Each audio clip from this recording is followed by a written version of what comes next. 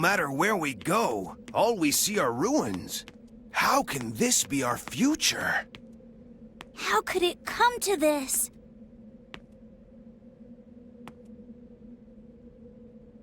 Could it be true?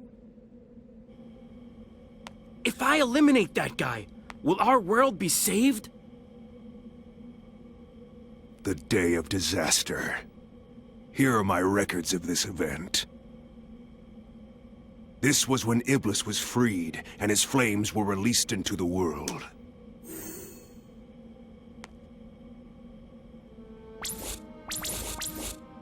And you have this person to blame.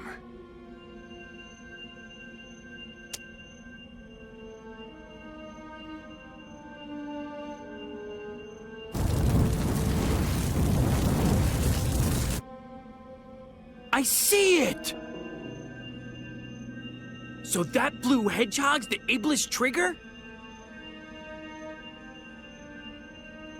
Blue Hedgehog.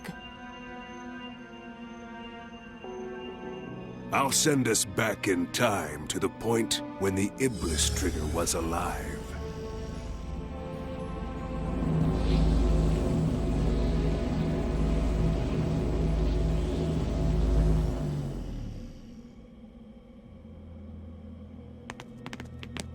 What the?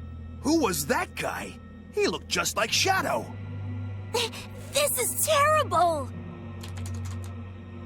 According to the data, the princess died when she was kidnapped by Eggman. Apparently, Eggman's battleship exploded!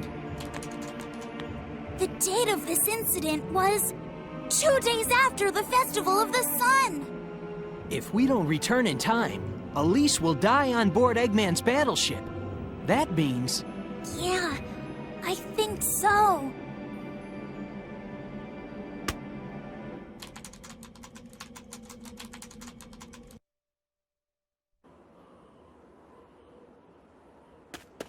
You guys are so slow. Look. A Chaos Emerald! You've already found one! Well now, I may not look it, but I'm a real treasure hunter. Unlike a certain echidna I know. What? Heh! Have you guys discovered anything? Yeah. I received a signal indicating there's a Chaos Emerald here, but... You mean we've got to go through there? If you don't like it, you can stay here. You've got to be kidding. Don't be late. Same to you.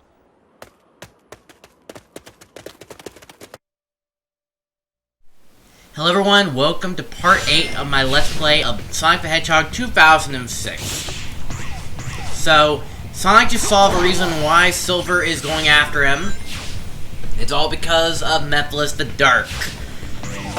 Of course, we all know Mephiles the Dark gave Silver the purple Chaos Emerald that basically makes Silver look into a vision. I know we sort of saw something like that earlier on today. Well, not earlier on today, but earlier on when the Let's Play at part 1 of Silver's playthrough. In fact, it is the exact same scene, but who would have thought that Sonic was eavesdropping? I don't know. Anyways, so it turns out we're also seeing how this place came to be. It turns out that at some point, Elise is gonna die on Eggman's battleship. So it's up to Sonic to hurry up and get back to the present to hopefully prevent that from happening. And again, I feel like time travel is probably a very worst plot device. Alright, so once again we're going through Flame Core as Sonic, of course. It's definitely a lot easier compared to Shadow. Obviously, Shadow's like the hard mode, sorta. It's not really that hard. Still normal difficulty at best. But, it is somewhat difficult. Use the fluid that comes floating along with the lava. And by the way, that voice that is regarding around that X Nation, point sounds like some sort of, like, man talking or something like that. Don't worry, he does have a human form in this game. I think you've heard it a few times in flashbacks, but we're eventually gonna see his true form, and we'll talk about the voice actor then. But let's talk about the voice actor for Mephiles the Dark and Shadow, because, well, not Shadow, Mephiles the Dark and Knuckles, because we're about to get towards Knuckles' part later on in this video, and it's gonna be a while till we play as Knuckles again after this part. No sweat. But, anyways, so he is voiced by Dan Green. You all know Dan Green. He is basically the comedian. He's a well-known Knuckles compared to, like, forgot who voiced Knuckles in Sonic Adventure 2 and Sonic Adventure 1. But I know, like, the voice actor for Sonic Adventure 1 actor sounded like a typical guy, doesn't sound like the rough house type of guy. But, the other guy definitely sounds like it a little bit. I forgot their voice actor's name, Crud. I don't know. But yeah, Dan Green, it's definitely a familiar name to me, and I definitely think he's a well-known actor. And I do see a good future for him as well. So, yeah. Alright, so, before I get off topic, I did say last episode I want to talk more about... I do want to talk more about Flame Core, so let's not talk about random stuff, and let's talk a little bit more about it. Flame Core, obviously, is a giant active volcano. And it comes into two acts. One's outside the volcano, one is inside the volcano. Right now we're inside the volcano. And, obviously, it's filled with magma. You do not want to land on the lava, otherwise you will lose all your rings, and you cannot even recollect them afterwards. So, earlier today, earlier I did say about the invincibility. I keep saying today, even though it's definitely a few days ago. Where Shadows doesn't get a visual effect, Sonic does. This is the visual effect right there. They never programmed it very well for every character. I think they only programmed it properly for Sonic. And even then, it's probably only this stage, but I don't know. This room is completely dark. I bet a lot of first-time playthroughs are gonna have a lot of trouble going through the dark, me included. Even though I've seen this Let's Play a few times in the past before playing it myself. But, all you gotta do is just hit the purple lights by only attacking them. And just follow the path, and then eventually get yourself out. Okay. Another critique about the Rainbow Ring is that some characters perform a trick. Some characters just act it like it was like some sort of like speed boost or something. Anyways, here we are playing as Knuckles.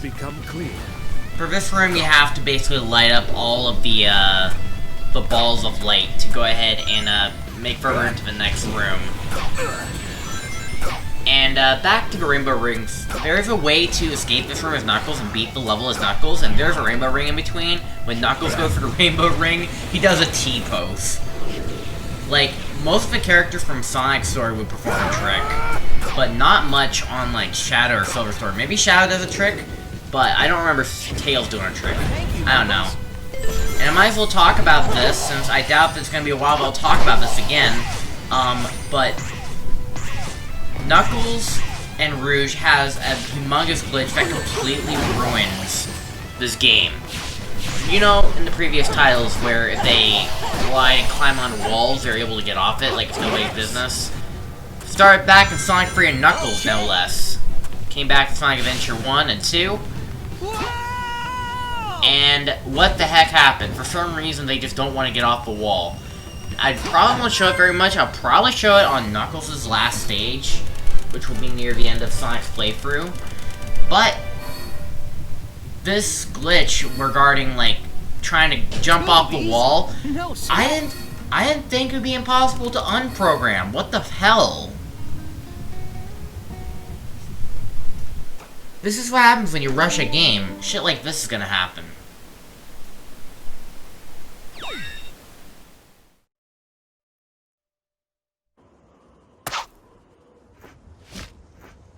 I found a Chaos Emerald. Don't touch it!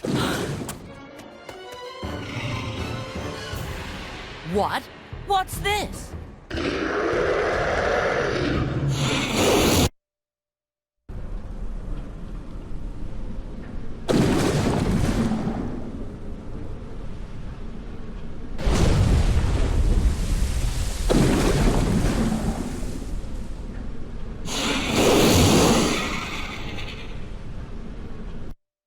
Alright, once again, we are going to be fighting off against Iblis. Iblis, which of course is from last episode, second form, which is just a worm tail. And obviously, you could do it the normal way, such as a gigantic waiting game. Too far to attack. Is there some way to draw him in? But obviously, it'll be slow and boring. At best, like, the time's going to last for up to, like, 5 minutes, maybe even 10 minutes. And I say, screw that, I'm S-ranking every level, I'm just gonna get my hands dirty, fall in the lava, and just get to him myself, because I'm not patient. I mean, I am patient, but I ain't that patient. I just ain't that patient. I don't think anyone's that patient, to be fairly honest. Especially for a boss fight, where you have to take care of it. A boss fight should not last this long. But, anyways, we all know this is probably the worst boss of the entire game, if you're playing this the way intentionally it's supposed to be. And I feel bad for these first-time players who didn't know about this trick. Damage boosting is used a lot in speedruns. And obviously now in today's age, it probably would help out a lot. I'm sorry that I don't have that much to talk about. This first 2 bits is just like literally what we did last episode. Hey, what's wrong? Is that size just for show? Well, maybe not last episode, but last episode is a Shadow.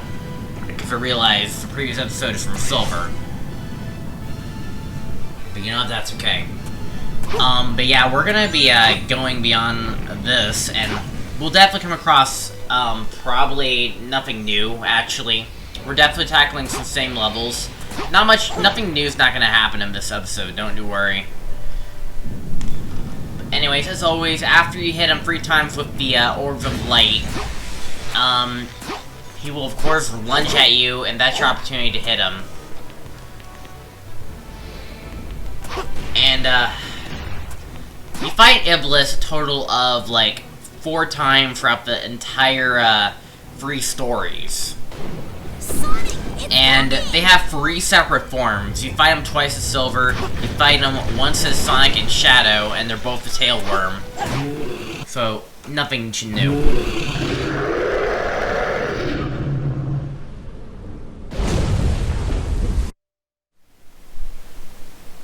Obviously, because this is pretty much the same exact boss, and because I took it the same familiar fortune as Shadow, I also got the S rank, like that. Like, once you play this game a little bit, take a lot of practice out of it, I'm pretty sure that was incredible. You'll perform well later on. I got 14 S ranks so far. I'm gonna get a lot more. Hopefully I'll get a lot out of it. Again, as always, make sure to leave a like on this video, hit the subscribe button, bell notification turned on, and hopefully we will get a lot of support in this episode. So let's see what our adventure lies next.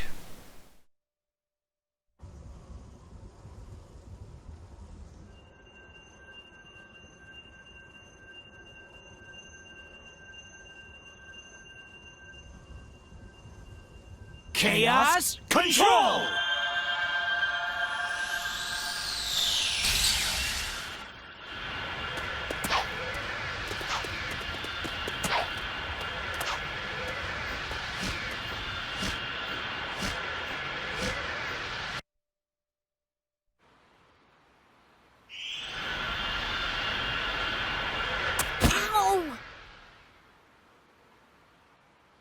Looks like we made it back in one piece. Where did Shadow and Rouge go? Did they appear someplace else? Those 2 can take care of themselves.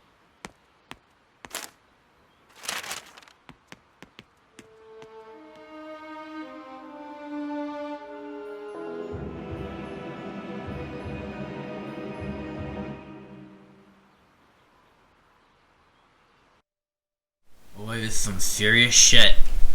Alright, so last time we saw the princess in full storyline, by the way, and not like just in one character playthrough.